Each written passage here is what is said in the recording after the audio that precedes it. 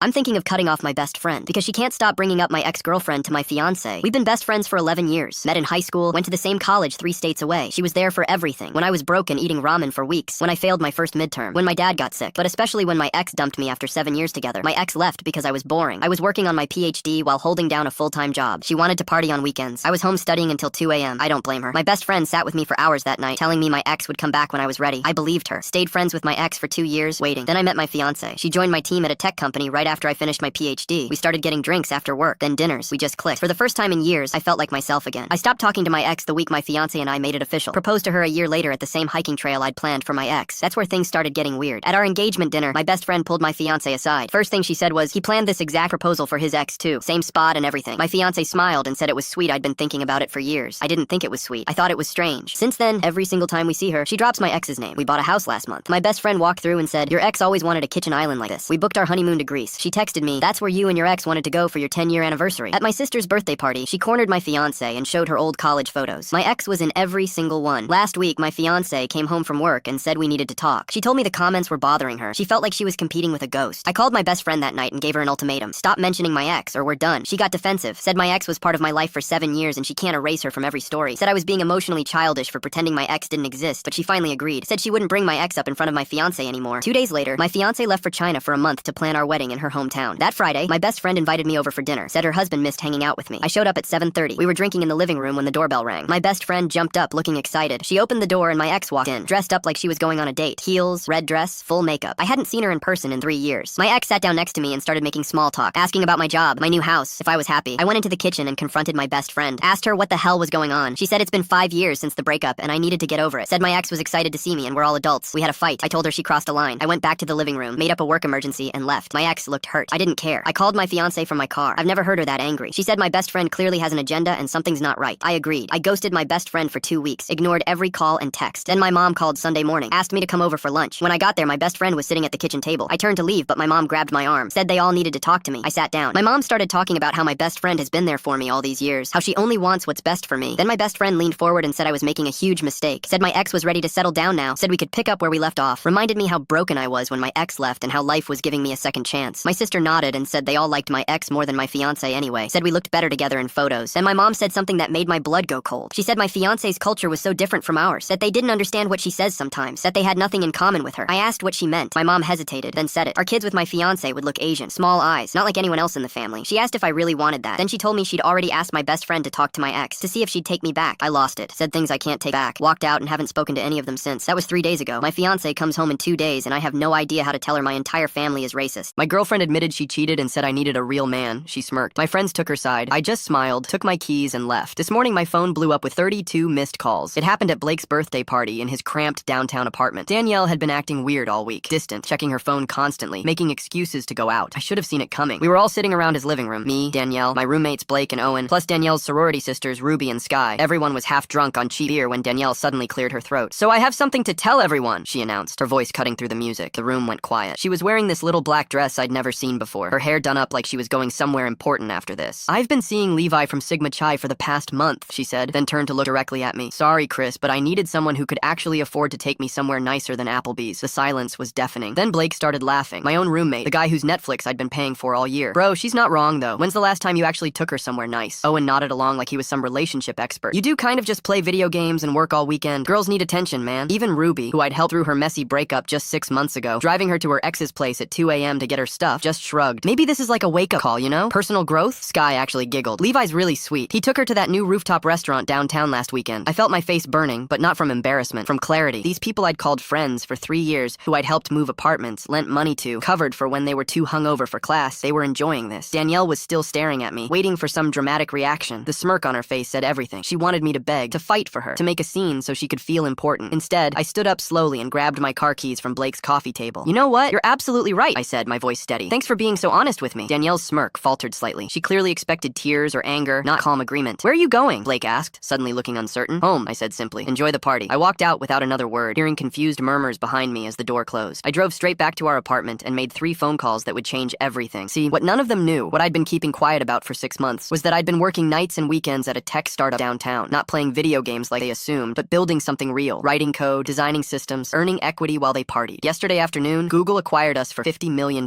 $2. My 2% stake just made me very, very comfortable. Call 1. My lawyer about the apartment lease. Turns out when your name isn't on anything and your roommate wants you gone, that works both ways. Blake and Owen had exactly 30 days to find a new place and come up with the deposits I'd been quietly covering. Call 2. My contact at the marketing firm where Danielle was doing her prestigious internship. Funny how family connections matter less when someone with actual influence raises concerns about an intern's character and work ethic. Call 3. Levi's dad's construction company. Amazing how quickly attitudes change when a major client starts asking pointed questions about employee behavior and family values. This morning, my phone exploded. 32 missed calls from Danielle, 15 texts, 3 voicemails getting progressively more desperate. Levi dumped her yesterday when his dad's business started losing contracts. Her internship got restructured. Corporate speak for, we don't want the drama. Blake and Owen have been calling everyone they know, trying to find somewhere to live that they can actually afford without my half of everything. The best part? I'm moving into a penthouse downtown next week. Sometimes the quiet guy in the corner isn't weak. He's just waiting for the right moment to make his move. The last text I got from Danielle this morning, can we please just talk? I deleted it without reading the rest.